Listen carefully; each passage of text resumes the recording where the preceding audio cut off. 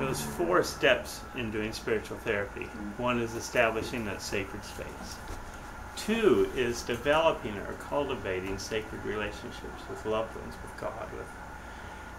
3 was starting to lighten those burdens, as broken hearts that we have. What happens is faith is when you close your eyes and you open your heart, is what I learned in this class. We just went through. And I find that when you have a broken heart, then you fall back on your mind. And so, information comes through and is processed by your mind, because the heart is broken. So it's not your strongest, your strongest. Well, does that make sense? Yeah. And so you have to go back to that broken heart, and fix the broken heart so that there can be that spiritual flow coming through you. So number 3 was to fix broken hearts. We talked about having owies, or having cracks in your heart, and say, we feel, when you do that spiritual thing, we feel this crack, we feel this boo-boo is what one of the kids called it. He says, you've got a boo-boo here, like a little child. This mostly happens when you're a little child, when you cease to rely on your heart, to live. And then, so we talked about fixing boo-boos. And then the 4th one is getting some kind of life direction, like where do I go from now?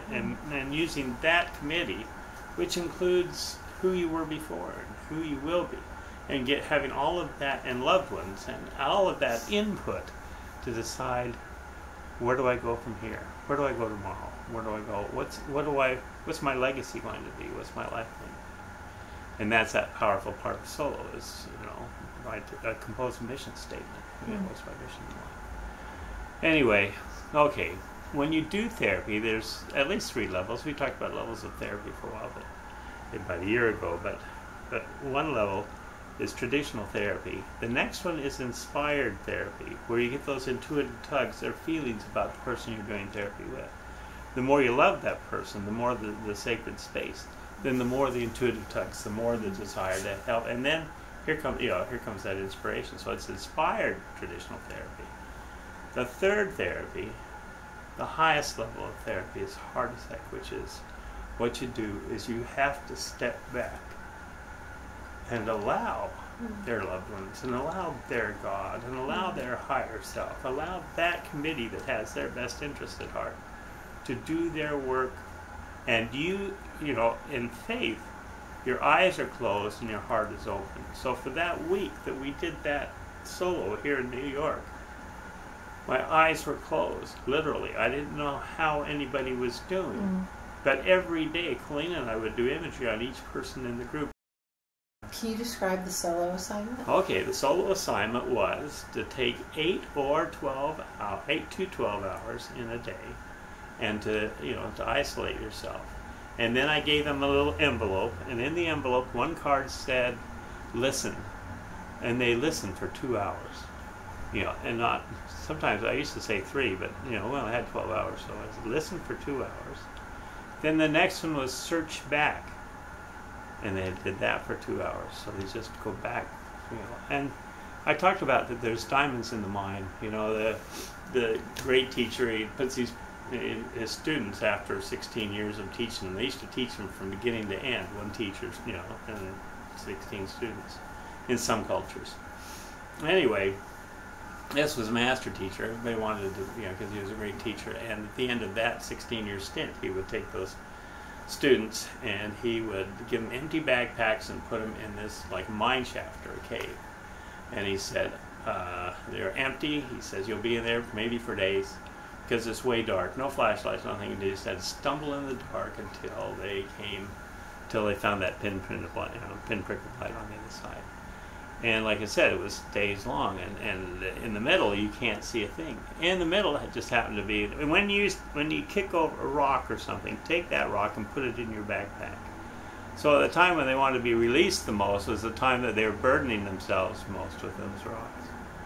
Anyway, so some people got scared and threw off their backpacks, some people just put a few in, and some people faithfully kept putting those rocks in their backpack. And then someone sees this pinprick of light after a couple of days of wandering in the darkness.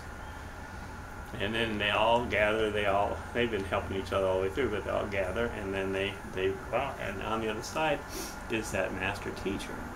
And he hugs them all because they all made it through the cave. Didn't judge them, he didn't do anything, he just loved them all because they all went through that experience. And then he said, look in your backpacks. And when they look in their backpacks, they find diamonds. The cave is a diamond mine. What they kicked that they could not see, were the diamonds of their lives, the diamonds of their journey. And so when I talk about soul, listen. And what happens when listening, the diamond in listening isn't what you hear, but it's what you on the outside, but it's what you begin to hear on the inside. All those voices that we lose with the dissonance of life begin to get louder and louder, and then and you develop those relationships with those inner voices, that inner self and inner others. The second was search back. And in searching back, you go back to the time when you were happy, that time when you had joy. It was that time when, Citizen Kane, time when they burned just before they burned Rosebud, you know what I mean? And then you became overwhelmed by the cares of life. A time when you had brown pajamas and sang Teddy Bear's Picnic. Before your heart was broken. And so they go back and then they feel what that was like. And then they can compare and contrast where they're at now. The next one is examine your motives. Why do I do what I do? Is this what I wanted?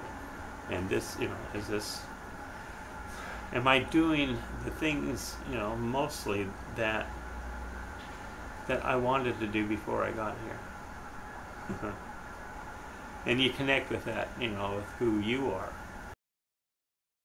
So where the rubber hits the road, yes, and it's that core material, is that universal? I mean, was it much like working with? Yes.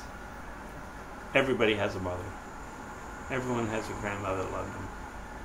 Everyone has a higher power. Everyone has a God. And the differences in God would just melt away as the spirit would grow.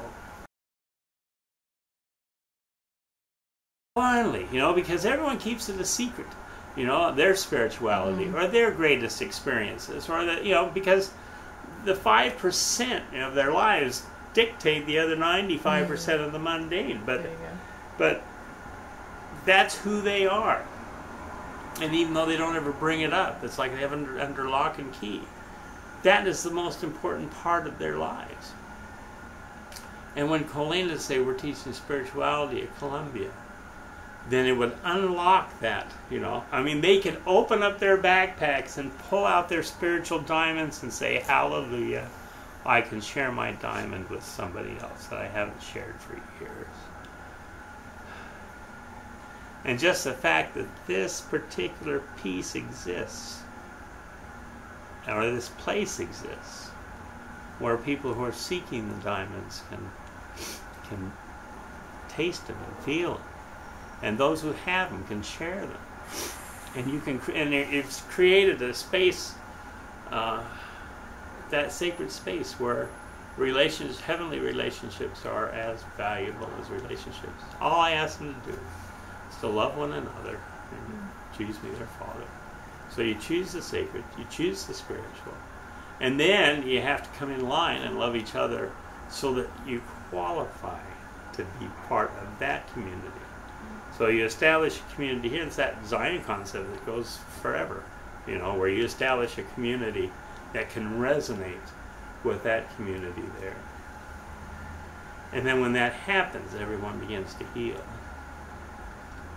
But New York, the people in New York that we came across loved that concept of what you're doing. The students that we had, even though some of them weren't, in this, they weren't in psychology, therapy, they fell in love with it. People fall in love quickly.